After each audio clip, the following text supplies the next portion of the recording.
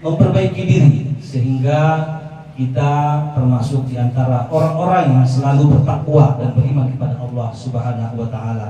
Oleh karena itu betul-betul saling membersihkan di dalam hati kita masing-masing. Mungkin Bapak Ibu sebagai mukadimah tidak panjang, hanya sebagai pengantar saja dari kami. Nanti untuk yang lebih spesifik, lebih khusus, nanti akan diulas oleh Ustadz kita dalam tausiahnya. Yang mudah-mudahan kita semua bisa menyimak, mendengarkan, dan bermanfaat dalam kehidupan keluarga kita maupun dalam masyarakat kita. Jadi juga Bapak Ibu, nanti kita ada juga sesi perkenalan karena ada juga orang tua kita, saudara kita yang hadir ini. Alhamdulillah hadir bergabung bersama-sama kita. Ya, Bang Dongoran saat ini bertugas di Pengadilan Tinggi Agama ya Bang ya. Nah, oleh karena itu terima kasih Bang sudah bergabung bersama-sama kita di Hikam Madinah ini. Insyaallah mudah-mudahan Abang bisa berikan masukan, ide, nasihat-nasihat ataupun arahan-arahan kepada kami yang muda-muda ini bagaimana sebaiknya di dalam melaksanakan tugas-tugasnya organisasi ini sehingga kita semakin baik ke depan, semakin maju selama insya Allah Abang bertugas di Tanjung Pinang ini.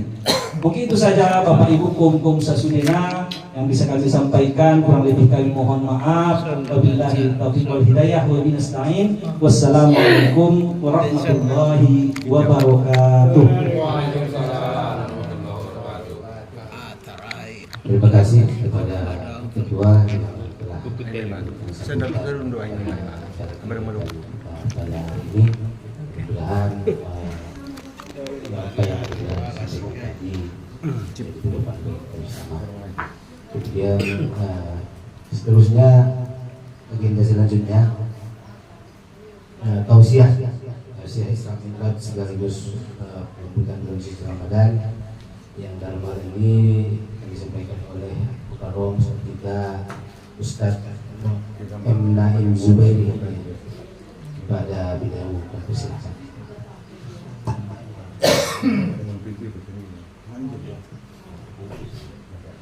Assalamualaikum warahmatullahi wabarakatuh. Waalaikumsalam warahmatullahi wabarakatuh. Alhamdulillah, alhamdulillahil jabbaril qahhar, alhamdulillahil ghaffaris sahhar. Wassalatu wassalamu ala nabiyyil muhtar wa ala alihi wa sahbihi wa man tabi'ahum bi ihsanin ila yaumil mahsyar. Ashhadu an la ilaha illallah wa ashhadu anna sayyidana Muhammadan abduhu wa rasuluh. Allahumma fasalli wa sallim wa karrim wa barik ala sayyidina Muhammadin wa ala alihi wa sahbihi ajma'in, amma ba'du. Yang kami hormati, kami muliakan Bapak Ketua beserta Bapak-bapak, Ibu-ibu, keluarga besar Hikam Madinah yang insya Allah Bapak Ibu semua dimuliakan oleh Allah Subhanahu wa Ta'ala. Bapak dan Ibu yang dimuliakan oleh Allah Subhanahu wa Ta'ala, saya punya keyakinan Pak Bu, sejak tadi awal saya datang sampai lama saya duduk di sini sampai sekarang saya berbicara, saya punya keyakinan pasti muncul banyak sekali pertanyaan dalam benak bapak-bapak semua. Siapalah penceramah kita siang hari ini? Betul Pak? Karena ini orang kalau dilihat senyum memang manis orangnya, tapi seolah asing di pelopak mata. Maka kalau kata orang-orang tua dulu Pak di Melayu katanya, tak kenal maka tak sayang maka tak cinta takkan mungkin jadi keluarga. Maka elok rasanya mengawali tausiah pada kesempatan siang menjelang sore ini. Izinkan kami memperkenalkan diri. Bak kata pantun Bapak Ibu, kota Batam, kota industri, banyak orang membangun rumah. Naim Zubairi nama diberi, masih muda belum menikah. Memang tegak kayu sebatang, tegak berdiri pokok meranti. Memang yang ceramah masih pun bujang, tapi di luar banyak anak gadis sudah menanti. Bapak dan Ibu yang dimuliakan oleh Allah Subhanahu wa Ta'ala, saya tinggal di kilometer 18 arah Kijang Bapak, di Kabupaten Bintan Timur arah Kijang. Jadi kalau Bapak Ibu sewaktu-waktu main ke kilometer 18, di Batu 18 itu kalau rumah saya ada satu perkampungan kecil di Batu 18 namanya Kampung Teratai. Silakan masuk ke dalam kampung Teratai, cari rumah yang paling mewah, tingkat 2, ada mobil di depannya. Bukannya saya mau sombong apalagi angkuh, tapi memang begitulah kekayaan yang dimiliki tetangga saya. Kebetulan tetangga saya ini Pak, dia kapten kapal, istrinya PNS, maka rumahnya tingkat 2, ada mobil expander di depannya. Saya di sebelahnya Pak. Bapak dan Ibu yang dimuliakan oleh Allah Subhanahu wa taala, menjadi satu kesenangan tersendiri bagi diri saya pribadi siang menjelang sore hari ini bisa hadir di hadapan Bapak dan Ibu semua. Ikatan Keluarga Besar Mandailing Natal, betul ya Pak? Karena saya kalau sama keluarga-keluarga dari Sumatera Barat atau dari Medan atau orang-orang Batak, saya sejak kecil sudah punya kedekatan Pak. Karena saya punya tetangga pas depan rumah itu, dia orang Batak, marganya Lubis. Namanya Syakban Lubis. Beliau kerja kapal juga, kapten kapal. Syakban Lubis. Punya 6 orang anak, 6-6-nya namanya Lubis. Sebelah kirinya itu marganya Nasution. Guru ngaji saya waktu masih ikro-ikro dulu. Terus deretan belakang itu ada Harhab. Yang belakang sekali dia ada Butar-Butar, dia pendeta, agamanya Nasrani, pendeta. Maka saya selalu kalau ketemu sama orang Batak itu, di pikiran saya itu orang Batak itu karakternya 2. Yang pertama itu orang Batak itu dia taat dalam beragama. Karena tetangga-tetangga saya yang Batak rata-rata taat beragama. Kalau dia Islam maka Islam yang taat, kalau dia Nasrani dia Nasrani yang taat. Yang kedua dalam benak saya, orang-orang Batak itu orang-orang yang setia kawan. Karena saya punya kawan yang depan ini sangat setia dalam pertemanan. Maka siang menjelang sore hari ini menjadi satu kenikmatan yang berharga bisa hadir di hadapan Bapak dan Ibu semua, dan semoga pertemuan ini mendatangkan keberkahan dari Allah Subhanahu wa taala. Amin. Bapak dan Ibu yang dimuliakan oleh Allah Subhanahu wa taala, siang menjelang sore hari ini kita berkumpul dalam pertemuan bulanan, namun hari ini istimewa karena kita berkumpul sembari memperingati Isra wal Mi'raj baginda Nabi Muhammad SAW. Bapak Ibu yakinlah, memang kelihatannya kita duduk pada siang hari ini duduknya santai sambil ngopi sambil ngeteh. Tapi manakala duduk semacam ini diisi dengan ilmu-ilmu agama, ilmu-ilmu yang dahulu diajarkan oleh Rasulullah SAW, maka orang yang berada dalam majelis tersebut akan mendapatkan banyak sekali limpahan-limpahan keberkahan dari Allah Subhanahu wa taala. Jadi Bapak Ibu jangan beranggapan duduknya kita siang hari ini sama dengan kalau kita duduk di kedai kopi, Pak. Di kedai kopi duduk, di sini duduk, tapi orang yang duduk dalam majelis ilmu mendapatkan banyak sekali kemuliaan. Salah satunya baginda Rasulullah SAW sendiri yang menyampaikan, orang yang duduk dalam majelis ilmu, majelis taklim, majelis yang semacam kita lakukan siang hari ini, maka orang tersebut akan mendapatkan pahala seperti orang yang 1000 rakaat sholat malam. Ibu, Masya Allah, ada guru saya waktu di MTS, jadi grogi saya. Ibu guru. Baginda Nabi SAW sendiri yang menjanjikan orang yang hadir dalam majlis ilmu ini akan mendapatkan pahala seperti orang yang sholat malam 1000 rakaat. Pertanyaannya, Bapak Ibu di sini pernah sholat malam 1000 rakaat, Pak? Pernah, Pak? Enggak pernah ya, Pak? Kadang-kadang kita sholat malam 2 rakaat saja. Itu pun setiap rakaatnya ada nguap 15 kali, Pak. Atau kalau musim bulan Ramadan, Pak, ada sholat malam namanya sholat tarawih. Biasa sebelum kita sholat tarawih itu kita survei dulu masjid mana yang bacaan imamnya paling laju, di situ kita sholat. Tapi baginda Nabi janjikan orang yang hadir dalam majelis ilmu semacam ini, dia akan mendapatkan pahala seperti orang yang 1000 rakaat sholat malam. Dan baginda Nabi SAW juga menjanjikan orang yang hadir dalam majelis-majelis ilmu semacam ini, segala dosa dan kesalahannya akan diampuni oleh Allah Subhanahu wa taala. Doa dan harapan semoga kita yang hadir pada siang menjelang sore ini termasuk orang-orang yang diampuni oleh Allah Subhanahu wa taala. Bapak dan Ibu hadirin yang dimuliakan oleh Allah Subhanahu wa taala, kalau kita berbicara tentang Isra wal Mi'raj, setiap masuk akhir bulan Rajab sampai awal bulan Sya'ban, di mana-mana tempat akan mengadakan peringatan Isra wal Mi'raj. Di masjid-masjid buat Isra wal Mi'raj, di surau-surau buat Isra wal Mi'raj, di komunitas-komunitas ikatan-ikatan keluarga mengadakan peringatan Isra wal Mi'raj. Muncul pertanyaan, kenapa kebudayaan rutinan semacam memperingati hari-hari besar Islam yang salah satunya Isra Mi'raj itu penting untuk kita lakukan Bapak Ibu? Jawaban paling sederhana disampaikan oleh guru-guru mulia. Kenapa hal-hal semacam ini penting kita lakukan? Agar kita dapat lebih mengenal sosok, aktor, tokoh, subjek utama dalam peringatan Isra Mi'raj, yakni Nabi Muhammad SAW. Karena mau tidak mau Pak Bu, suka tidak suka harus kita akui bersama. Hari-hari ini kalau umat, kalau kita, kalau jamaah itu ditanya cinta tidak sama Nabi Muhammad, semua kompak Pak jawab cinta. Rindu tidak sama Nabi Muhammad, semua kompak jawab rindu. Tapi orang yang mengatakan cinta, rindu kepada Nabi Muhammad itu banyak yang tidak mengenal siapa itu Nabi Muhammad SAW.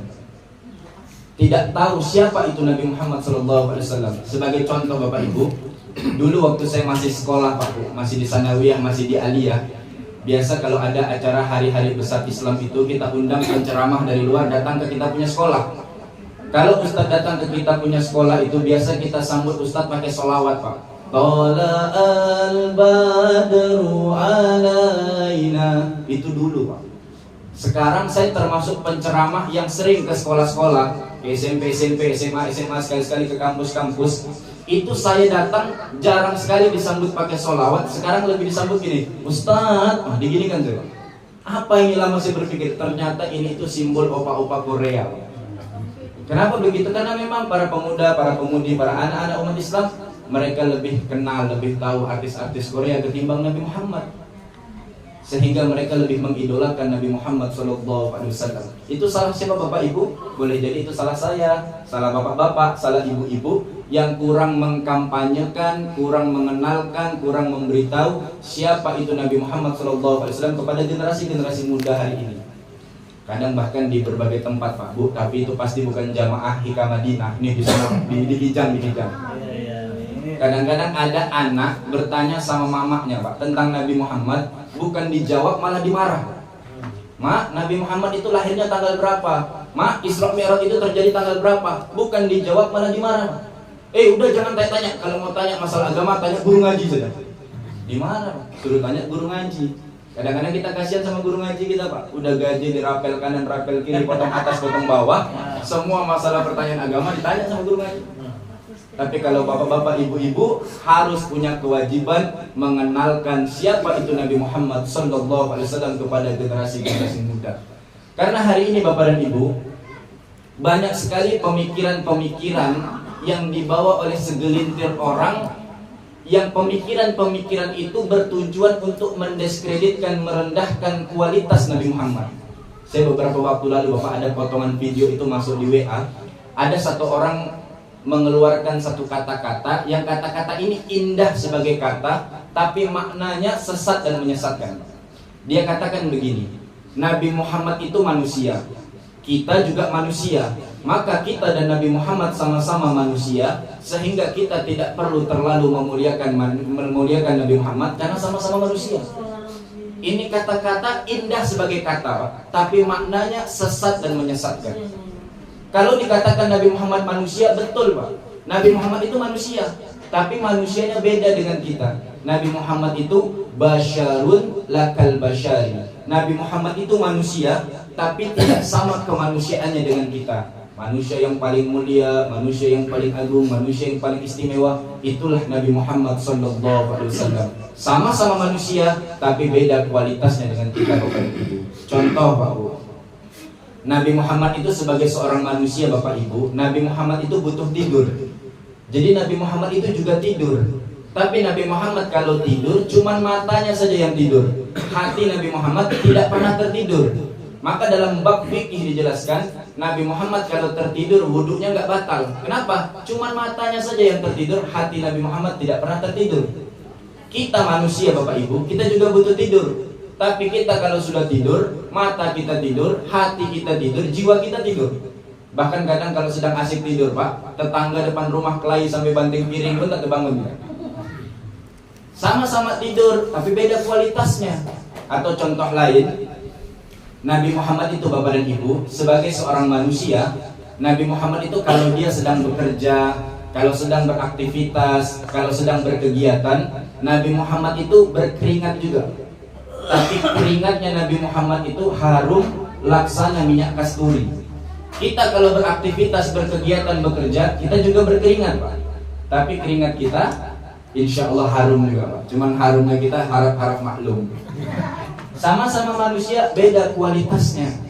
Nabi Muhammad manusia paling mulia, paling agung, paling istimewa, yang dengan kemuliaan, keagungan dan keistimewaan Nabi Muhammad itulah Nabi Muhammad menjadi satu-satunya manusia yang mampu melakukan perjalanan yang begitu istimewa, yang perjalanan itu hari ini kita peringati, namanya Isra wal Mi'raj. Kalau berbicara Isra wal Mi'raj Bapak Ibu, rasa-rasanya di mana-mana tempat Bapak Ibu pasti sering mendengar ceramah Isra wal Mi'raj. Di masjid mungkin ada buat Isra Mi'raj, Ustaz ceramah tentang Isra wal Mi'raj. Di mana-mana tempat sering mendengar ceramah tentang Isra wal Mi'raj. Namun pada kesempatan yang singkat ini Bapak Ibu, saya ingin mengajak kita semua mengambil hikmah dari latar belakang asbab musabab kenapa Allah memanggil Nabi Muhammad, menjemput Nabi Muhammad, mengundang Nabi Muhammad untuk melakukan Isra wal Mi'raj.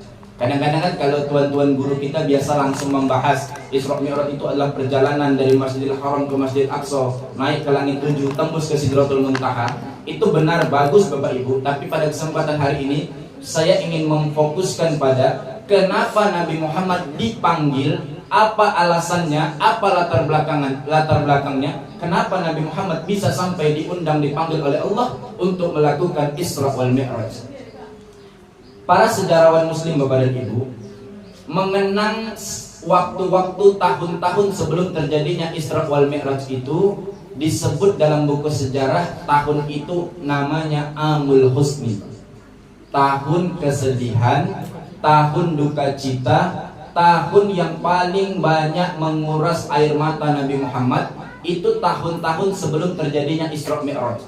Setidaknya ada 3 alasan Bapak Ibu kenapa tahun itu disebut sebagai tahun kesedihan bagi Nabi Muhammad. Yang pertama, karena pada tahun itu Nabi Muhammad mendapatkan penolakan dalam dakwah menyebarkan Islam. Jadi kalau para sejarawan mengatakan, Pak Bu, waktu itu Nabi Muhammad di kota Mekah itu sudah dikungkung oleh orang-orang kafir Quraisy, diboikot, diembargo, sehingga Nabi Muhammad memutuskan untuk berhijrah ke satu negeri, ke satu kota, yang di negeri itu paling banyak saudara Nabi Muhammad, paling banyak keluarganya Nabi Muhammad, paling banyak familinya Nabi Muhammad. Nama kotanya kota Taif. Dalam benak Nabi Muhammad, karena di Mekah sudah tidak bisa bergerak, kalau dia bergerak ke Taif yang banyak saudaranya itu, nanti pasti dia akan dibela, dibantu, dan para saudara-saudaranya itu akan berdiri di barisan Nabi Muhammad. Singkat cerita Bapak dan Ibu, akhirnya Nabi Muhammad hijrah ke kota Taif. Namun sampai ke kota Taif, bukan sambutan solawat yang didapatkan oleh Nabi Muhammad, bukan bentangan karpet merah yang dirasakan oleh Nabi Muhammad.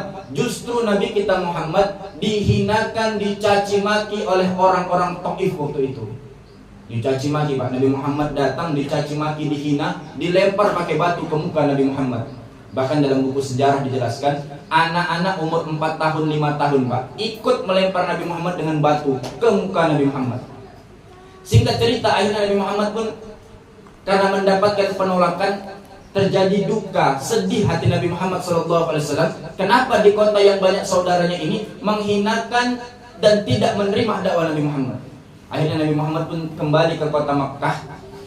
Di perjalanan Nabi Muhammad beristirahat Bapak dan Ibu. Dalam peristirahatannya itu tiba-tiba datang 2 malaikat kepada Nabi Muhammad. Satu malaikat Jibril, satu malaikat penjaga gunung.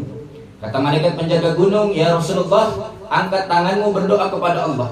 Jika engkau minta kepada Allah, maka aku akan mudah dengan cepat menghancurkan kota Taif itu sehancur-hancurnya. Tapi Nabi Muhammad memberikan hikmah kepada kita Pak. Kata Nabi Muhammad, jangan wahai malaikat, sesungguhnya mereka berlaku demikian karena mereka belum tahu, mereka belum paham. Sesungguhnya mereka berlaku demikian karena kesalahanku. Itu bijaksananya Nabi Muhammad Pak. Udah dicaci, dimaki, dilempar batu, Nabi Muhammad masih sabar dan bijaksana dalam dakwah. Coba kejadian semacam itu terjadi pada kita Pak. Saya saja Pak, kalau saya lah datang dari Kijang, dari Batu 18 tadi ke sini Pak, sampai di sini saya dilempar pakai batu, dicaci maki. Saya pulang, ada malaikat datang, Naim, Kalau engkau berdoa kepada Allah, maka Allah akan mudah menghancurkan penduduk tersebut. Tentu saya akan bilang, ya malaikat, hancurkan saja ya malaikat, memang mereka itu something semua. Itu kalau kita. Tapi kalau Nabi Muhammad kualitasnya beda.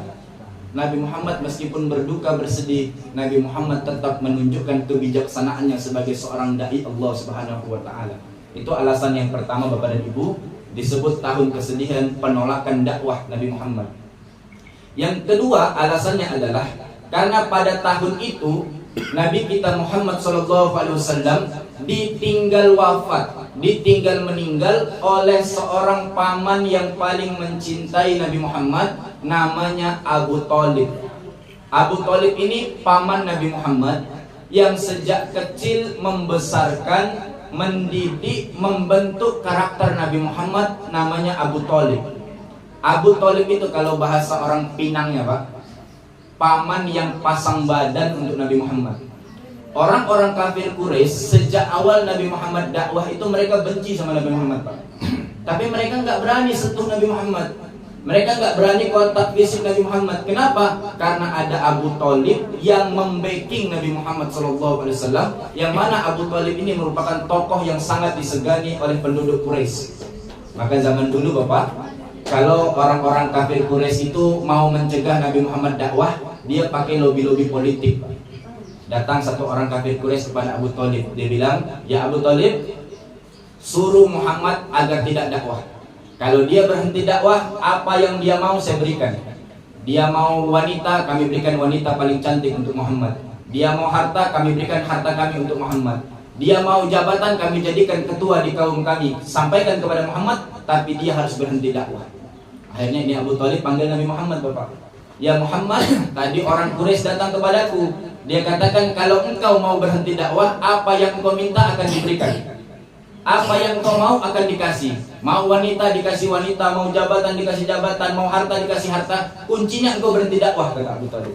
Lalu kata Nabi Muhammad Pak, yang hikmah yang menarik, Nabi Muhammad katakan, "Wallahi ya ami, demi Allah wahai pamanku, andai kata orang-orang kafir Quraisy itu meletakkan matahari di tangan kananku, rembulan di tangan kiriku, supaya aku meninggalkan agamaku, meninggalkan dakwahku, maka tidak akan mungkin aku lakukan itu sampai Allah memanggilku atau sampai dakwah ini dimenangkan oleh Allah Subhanahu wa taala." Itu Nabi Muhammad Pak. Coba itu terjadi sama kita, kira-kira kita kuat nggak? Bapak-bapak, ini ada amplop 200.000 di tangan kananmu, amplop 200.000 di tangan kirimu. Jangan lupa 14 Februari coblos saya. Kuat gak kira-kira gitu Bapak Ibu? Tapi Nabi Muhammad SAW jadikan, katakan, seandainya matahari di tangan kananku, rembulan di tangan kiriku, tidak akan meninggalkan perjuangan dakwah Rasulullah SAW. Itu alasan yang kedua Bapak Ibu. Abu Thalib yang selalu membacking Nabi Muhammad meninggal dunia di tahun itu. Sedih hati Nabi Muhammad, duka hati Nabi Muhammad, menetes air mata Nabi Muhammad. Tidak berselang lama daripada wafatnya Abu Thalib itu, tiba-tiba Nabi Muhammad harus mendapatkan kembali kabar duka, ditinggal oleh seorang wanita yang paling mencintai dan paling dicintai oleh Nabi Muhammad. Seorang istri yang paling mengagumi dan dikagumi oleh Nabi Muhammad, dialah Sayyidah Khadijah Al-Kubra. Hati Nabi Muhammad masih sedih Bapak Ibu karena ditinggal pamannya. Hati Nabi Muhammad masih bersedih, masih berduka, masih berkabung ditinggal oleh pamannya. Tapi pada tahun itu juga tidak berselang lama, Nabi kita Muhammad SAW harus ditinggal oleh istrinya, yakni Sayyidah Khadijah. Sayyidah Khadijah ini Bapak Ibu, seorang wanita yang paling besar perjuangannya untuk dakwah Nabi Muhammad.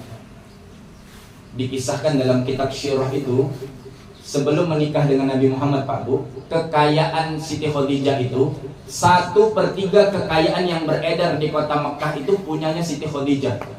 Kan kalau kita analogikan, kalau ada orang di Tanjung Pinang ini Pak, 1/3 kekayaan yang beredar di Tanjung Pinang ini milik satu orang, maka itu orang kan betul-betul kaya.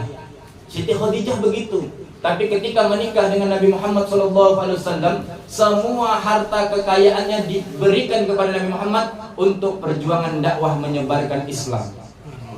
Makanya ada satu syair Siti Khadijah mengatakan, seandainya ketika Khadijah wafat, tulang yang berada dalam tubuh Khadijah itu mampu membantu dakwah Nabi Muhammad, maka ambillah tulang itu kasih kepada Rasulullah SAW.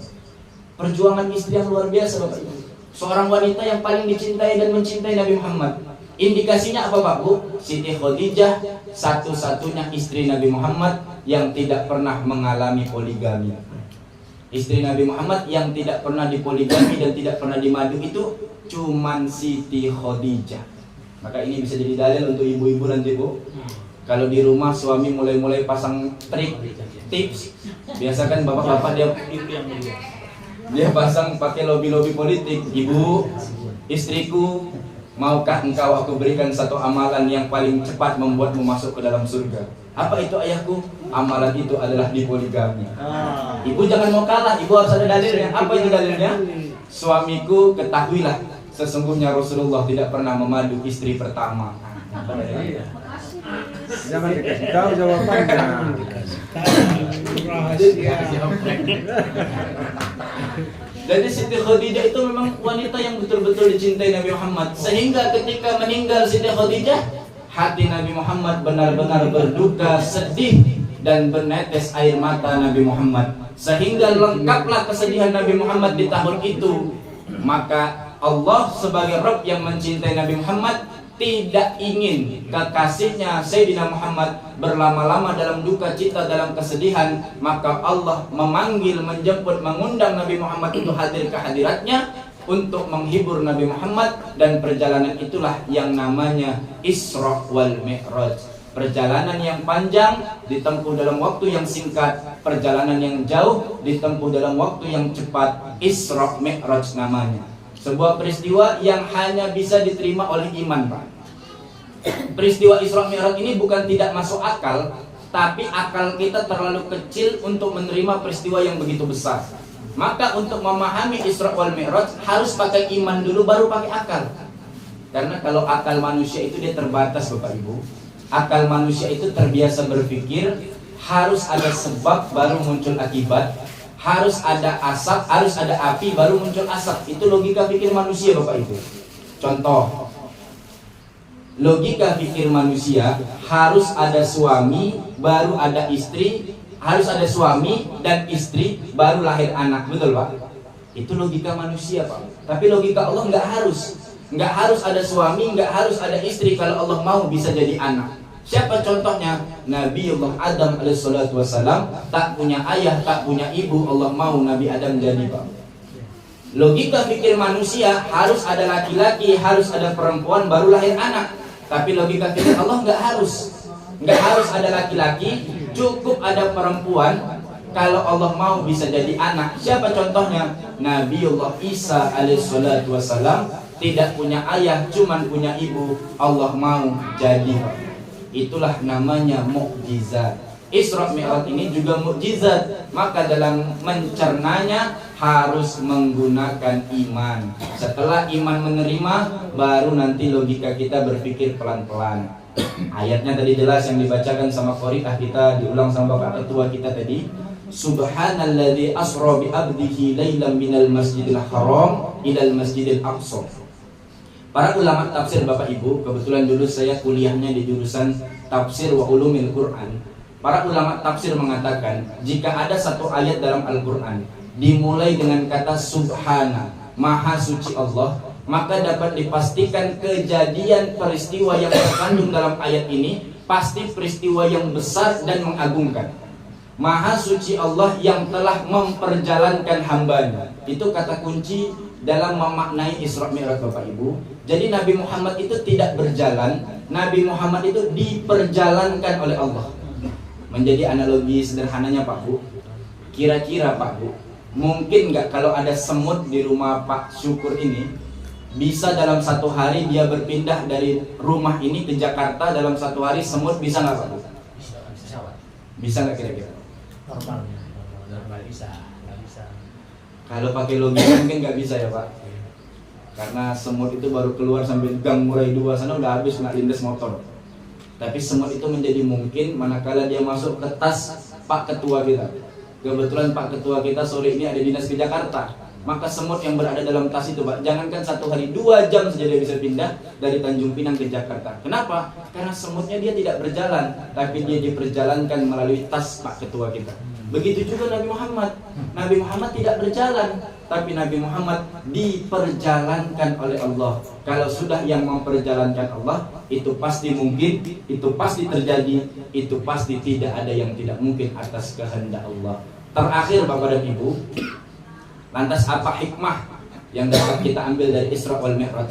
Terakhir ada satu hikmah menarik yang sering disampaikan oleh guru-guru mulia. Jadi ketika Nabi Muhammad melakukan Mi'raj Bapak Ibu, jadi Isra wal Mi'raj itu sebenarnya 2 peristiwa yang berbeda tapi berkesinambungan. Isra itu perjalanan Masjidil Haram ke Masjidil Aqsa, sedangkan Mi'raj itu adalah perjalanan Nabi Muhammad dari Masjidil Aqsa ke langit ke-7 tembus ke Sidratul Muntaha. Jadi ketika melakukan Mi'raj, Nabi Muhammad itu banyak mendapatkan tamsilan, mendapatkan gambaran kondisi umat setelah datangnya hari kiamat. Singkat cerita, ketika Nabi Muhammad melakukan Mi'raj, tiba-tiba Nabi Muhammad berhenti di satu tempat, yang mana tempat itu banyak orang-orang berkumpul melakukan pekerjaan yang aneh. Semua orang yang berkumpul di lapangan itu memegang batu yang besar, yang kemudian batu ini dipakai untuk menggepruk, memukul kepalanya sendiri. Batu besar, pang, hancur kepalanya, tumbuh lagi, pukul lagi, pang, hancur kepalanya, tumbuh lagi, pukul lagi, pang, hancur kepalanya, tumbuh lagi. Sehingga Nabi Muhammad merasa heran. Nabi Muhammad bertanya kepada malaikat Jibril, "Ya Jibril, siapa mereka? Dosa apa yang mereka lakukan sampai Allah mengazab mereka dengan begitu pedih?" Kata malaikat Jibril, Bapak Ibu, ini hikmah dari Isra wal Mi'raj. Malaikat Jibril katakan, "Ya Rasul, sesungguhnya mereka semua adalah bagian daripada umatmu yang ketika mereka dulu tinggal hidup di dunia, kepala mereka berat bersujud kepada Allah, mereka gemar dengan sengaja meninggalkan sholat." Itulah balasan yang diberikan oleh Allah Subhanahu wa Ta'ala.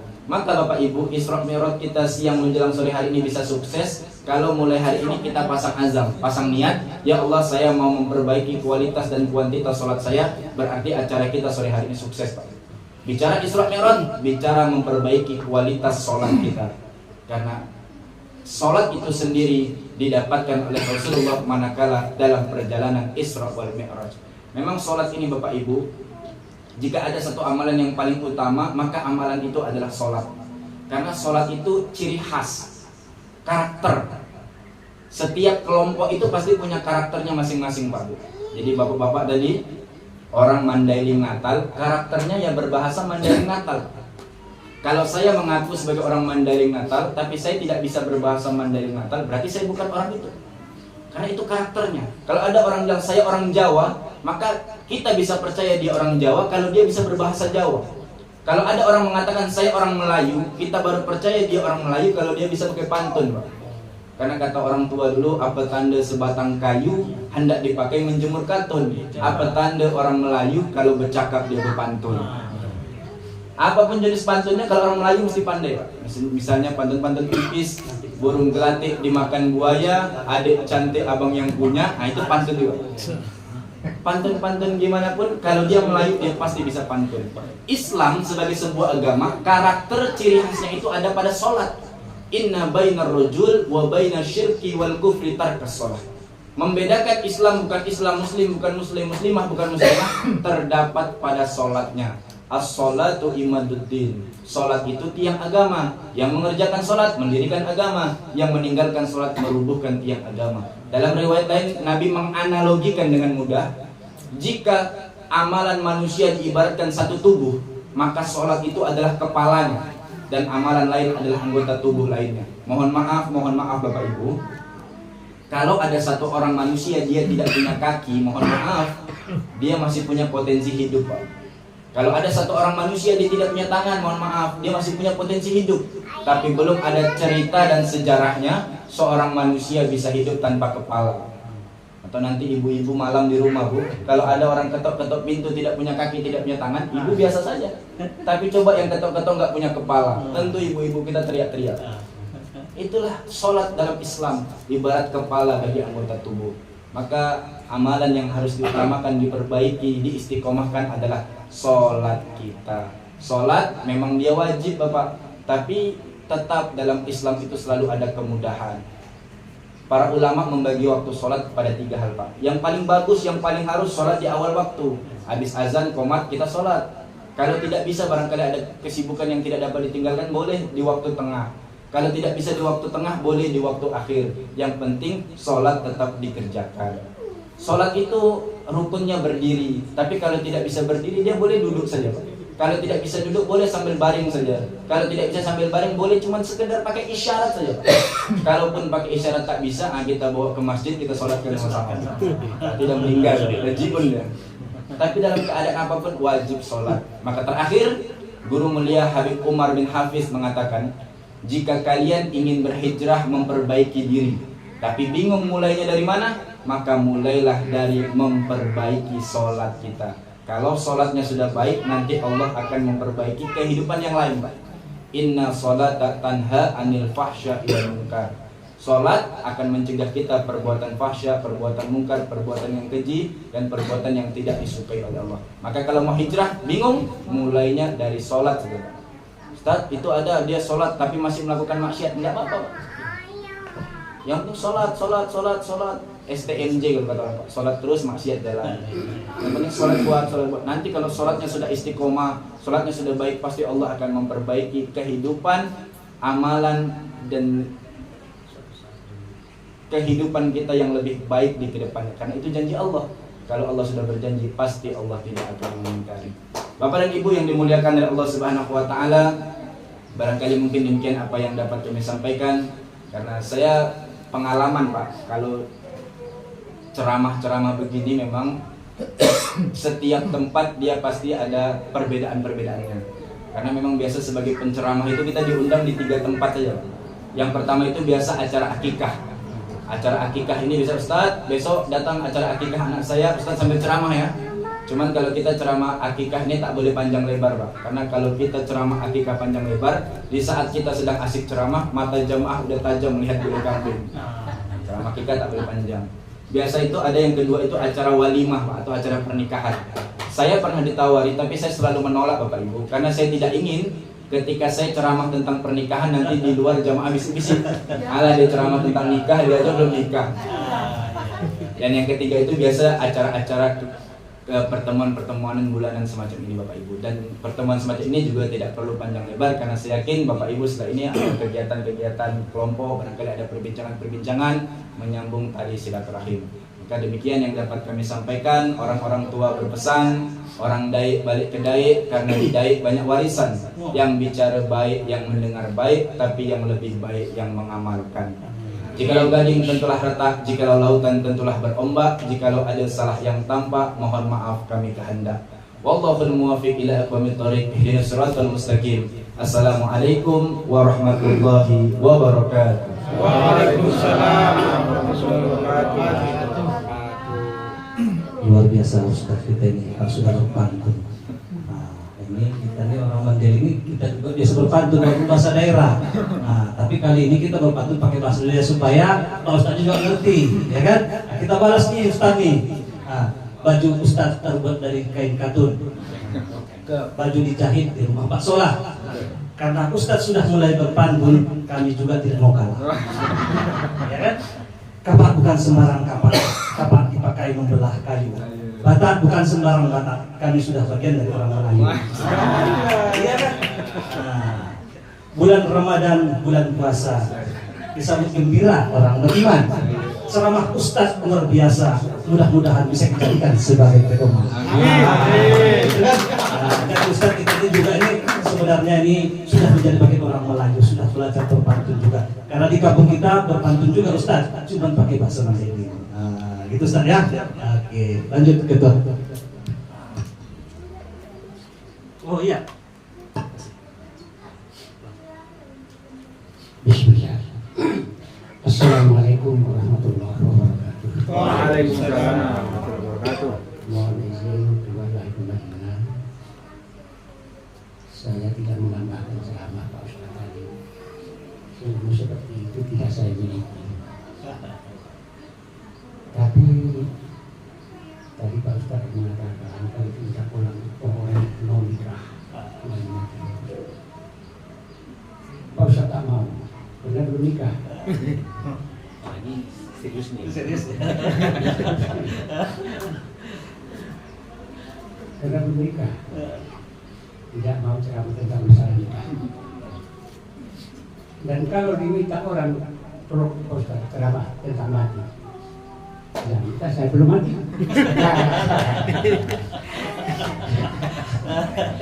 Ya, ya begini, saya tidak menambah hal-hal ini, cuma saya teringat kepada masalah yang disampaikan Pak Ustaz tadi. Ringankan kepala itu untuk sujud. Diserangi orang itu, mohon izin Pak Ustaz kalau salah nanti tolong perbaiki. Sujud itu dalam keadaan sholat. Sholat itu dari kecil kita sudah tahu itu mudah-mudahan diberitakan oleh Allah 50 waktu. Yang menyarankan itu Nabi Musa supaya dikurangi. Menurut sejarahnya, Nabi Muhammad itu menghadap kepada Allah sampai 9 kali. Setiap berangkat minta Quran dapat 5. Yang terakhir, Nabi Musa tanya lagi kepada Nabi Muhammad, "Ya Muhammad, tidak dapat Quran?" Sudah, tinggal 5 lagi. Tadi lagi minta Quran lagi. Apa kata Nabi Muhammad kepada Nabi Musa alaihissalam? Qad rajamtu ila rabbi hatta istahyaitu minhu. Ya Musa, saya sudah pergi menghadap Allah minta Quran 9 kali. Bolak-balik 9 kali. Kalau bolak-balik itu bahasa Inggrisnya bolak-balik. Bolak-balik bolak-balik. Bolak-balik itu bolak-balik. Nah, ini bahasa Sibuan itu, bahasa campur kau. 9 kali dia tak mau naik. 50 kali. Jadi yang terakhir datang suara dari Allah. Ya Muhammad, inna hunna khamsun salawatin kulli lailatin yaumin. Ya Muhammad, yang 50 kali itu sudah 5 itu aja. Masa minta kurang lagi. Kullu salatin asrun wa zalika khamsuna salat. Oleh karena itu sudah minta kurang lagi. Ya 5, pas 5. Sama pahalanya wa zalika khamsuna salat. Sama pahalanya dengan 50 waktu. Itu kasih sayang Allah kepada Muhammad sallallahu alaihi wasallam. Ya, sekarang ada pertanyaan. Ini masalah sujud juga, kata Pak Ustaz nih. Yang rukun kepala itu, yang malas-malas sujud, yang 5 kali itu, 5 waktu itu, ada pertanyaan nih, ibu-ibu. Oh ibu-ibu, mau ada buku? Ini pertanyaan ini, mau dikasih hadiah? Tapi tanya dulu Pak Ketua. Ada enggak di 50? Ada. Siapa yang bisa menjawab tepat dikasih hadiah 50.000. Tapi ini bapak-bapak tak boleh ikut. Yang boleh menjawab cuma ibu-ibu. Kecuali ibu guru MTS. MTS tak boleh ikut ya. MTS tak boleh ikut. Ini masalah sujud di Pak Ustaz tadi itu. Pertanyaan juga tentang sholat, bukan masalah ruku, tapi masalah sujud. Pertanyaan, dengar ibu-ibu ya, kalau betul jawabannya 50.000, ada duitnya kan? Silakan betul. Sebagai bukti.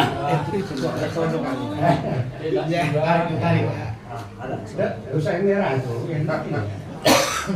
Nah, untuk kalian, pegang siapa yang betul dan jawabannya. Yang betulan dikasih. Ya. Ini supaya kepala kita ini jangan kita tokok-tokok nanti. Kan? Apa tadi? masih sedion. Nah, ini pertanyaan. Ini mancing aja. Nah, konsentrasi. Kalau kita sholat dengan ibu, dengar Bu. Nah, kalau kita sholat isya, sholat maghrib, sholat subuh, berapa kali tasbihnya itu? Nah, itu menurut Pak. Saya hitung sampai 5. 1, 2, 3, 4, 5. Berapa kali sujud? Yang kali sujud. Jumlah rakaat kali 2. Jumlah rakaat kali 2. Makanya, nah, Malewan. Malewan. Gagal. Tunggu kepala sekarang nih. 8. Bila harus satu. Maghrib isya subuh. Ah, oke lah. Saya ulang lain. Diulang. Ini kuat loh. Berapa kali kita sujud? Nah, ini mengingatkan ceramah Pak Ustaz nih. Berapa kalikah kita sujud? Di saat kita sholat isya, sholat maghrib, ditambah sholat subuh, berapa kali? 18 bilang. 14 anggo 2. Siapa jurinya? 4 kali 2 8. Ah, 8 16. berapa? Tambah 4 di sana. Berapa? Ada betul nggak? Berapa? Itu. Hah? 5 4 rakaat kan 8. 18. Sama maghrib itu 18. 20. Isya berapa kali? 8. 8. Maghrib 6. 6. 6. 4. 11. Subuh 4. Jadi 18. 18. Siapa yang 18? Naik dulu. Coba. Nah, siapa dulu?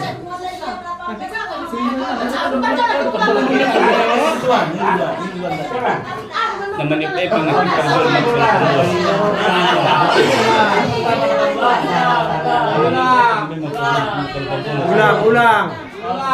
Ulang.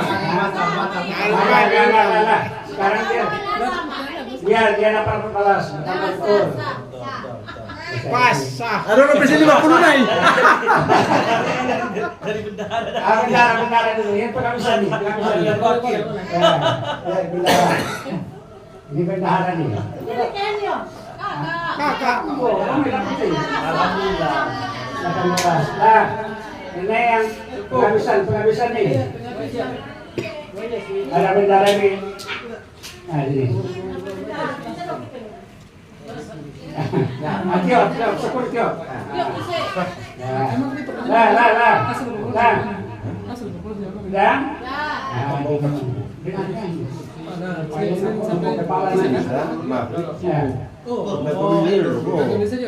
Berapa kali kita sujud? Sholat Idul Fitri ditambah sholat Idul Adha. Berapa kali sujud? Siapa tuh cepat? Oh, dapotan sudah 8. Dapotan sudah. Berbagi. Sama-sama pula sama-sama pilih. Sama-sama pilih. Nah, terima kasih Bapak-bapak. Ini cuma mendengarkan ceramah Pak Ustaz kita dulu, ya, supaya kita tidak menyokong kepala juga di akhirat. Terima kasih Pak Ustaz. Assalamualaikum warahmatullahi wabarakatuh. Terima kasih kepada Ustaz kita dan yang telah memberikan tausiah kepada kita lagi. Banyak sebenarnya kesimpulan yang bisa kita ambil dari ceramah Ustaz kita tadi dan juga dari waktu kita tadi, bahwa memang perintah Islam itu perintah disampaikan oleh Ustaz kita tadi, jangan sampai berat sekali kepala kita ini untuk sujud, karena nanti lama-lama kita juga yang akan disolatkan nanti. Pasti semua kita silakan nanti kan begitu. Tapi itu kan sekedar intermezzo. Mudah-mudahan apa yang beliau sampaikan tadi menjadi bantuan kita bersama supaya memperbaiki kualitas kehidupan keimanan kita ke depannya. Amin ya Allah. Amin. Namun untuk lebih berkahnya kegiatan kita ini atau pertemuan kita ini, sekali lagi tolong juga Ustaz kami untuk memimpin doa kepada Ustaz Kabus. Sambil menyambut Ramadan. بجاه سيدنا محمد صلى الله عليه وسلم وببركة الحبيب علي بن محمد بن خضر بن هشام الحبشي ولخصوصا سيد الوالد الشيخ أبي ألفي محمد إسماعيل بن هاشم بجاه سيدنا محمد صلى الله عليه وسلم وببركة سلطان القلوب الحبيب منذر بن فؤاد بن عبد الرحمن المسوى. الفاتحة.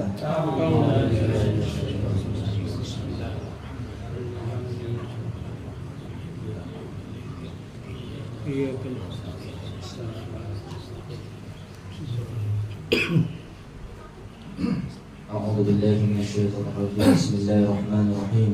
الحمد لله رب العالمين حمدا شاكرين حمدا ناعمين حمدا يؤافي نعمه ويكافئ مزيدا. يا ربنا لك الحمد كما ينبغي لجلال وجهك الكريم وعظيم سلطانك. اللهم صل على سيدنا محمد وعلى آل سيدنا محمد. اللهم اغفر لنا ولوالدينا ولجميع المسلمين والمسلمات والمؤمنين والمؤمنات الأحياء منهم والأموات إنك على قريب مجيب دعوة يا قاضي الحاجات. اللهم إنا نسألك سلامة في الدين وعافية في الجسد وزيادة في العلم وبركة في الرزق وتوبة قبل الموت ومغفرة بعد الموت. اللهم هون علينا في سكرات الموت ونجاة من النار والعفو عند الحساب. اللهم يا الله يا الله يا الله أنت الرحمن وأنت الرحيم. اللهم يا أرحم الراحمين يا أرحم الراحمين يا أرحم الراحمين فرج على المسلمين. اللهم إنك عفو كريم تحب العفو فاعف عنا يا كريم. اللهم أعيد الإسلام والمسلمين. اللهم أعيد الإسلام والمسلمين. اللهم انصر المجاهدين في فلسطين. اللهم انصر المجاهدين في الشام. اللهم انصر المجاهدين في اليمن. اللهم سلمنا يا رب سلمنا أمة سيدنا محمد في هذا المكان في هذا البلدة في هذا القرية في هذا الجماعة يا الله. اللهم بارك لنا في رجب وشعبان وبلغنا رمضان. اللهم بارك لنا في شهر شعبان وبلغنا رمضان. اللهم بها اللهم بها اللهم بحسن الخاتمة. اللهم رضا اللهم رضا اللهم بحسن الخاتمة بقول لا إله إلا الله. ربنا آتنا في الدنيا حسنة وفي الآخرة حسنة وقنا عذاب النار. سبحان ربك رب العزة عما يصفون والسلام على المرسلين والحمد لله رب العالمين. تقبل الله Minna wa minkum taqabbal ya Terima kasih kepada Ustaz Kami. Alhamdulillah kita selesai kita bersama-sama berdoa. Mudah-mudahan doa kita menjadi banyak dan juga semua yang berada di sini bisa berkah. Amin ya rabbal alamin. Kom-kom lagi sudah untuk acara tausiah sudah selesai kita laksanakan dan seterusnya kita masuk ke agenda berikutnya.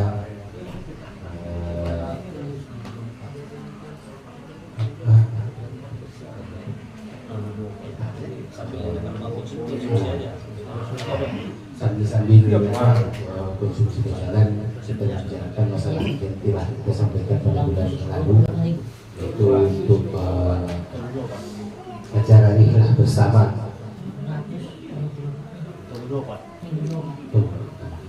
Acara nikah ataupun kami gathering nanti akan disampaikan oleh ketua panitia kecilnya, Ketua Bang Namun sebelumnya kami sampaikan bahwasanya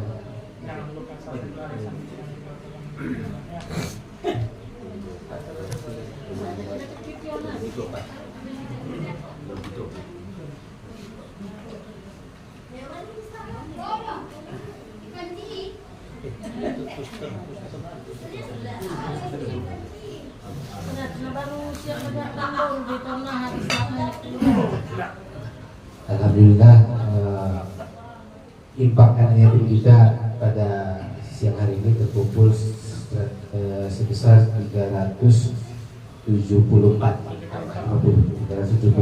Mudah-mudahan nanti sampai bulan Ramadan ini kita bertambah. Nanti di Ramadan nanti insya Allah akan kita sampaikan kepada anak yatim kita. Sebelumnya kami sampaikan kepada Kami Barat bahwasanya ini adalah salah satu program dari kumpulan kita yang ada dorong anak yatim sikap pertemuan dan ini pengen kita pas di bulan Ramadan.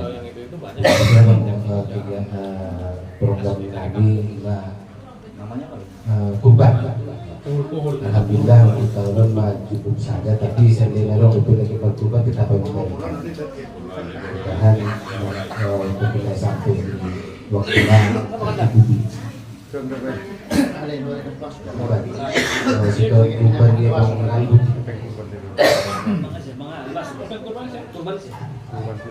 kurban sama impak anak yatim.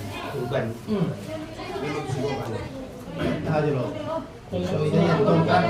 Sambil berjalan mungkin tentang kegiatan kita nanti itu kegiatan mungkin Bang Julian bisa menyampaikan kira-kira apa yang perlu kita bisa. Nomor main itu kan?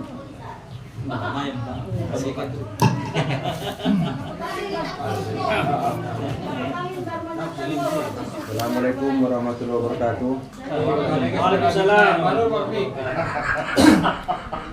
Mana naik? Maru. Mana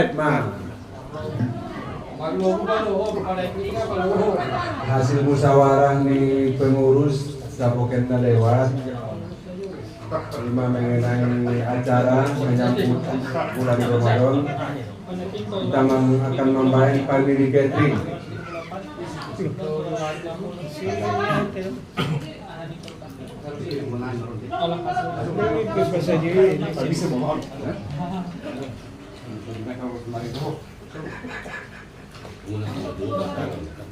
Ya dong kom sudah kan tanggal tonu Maret.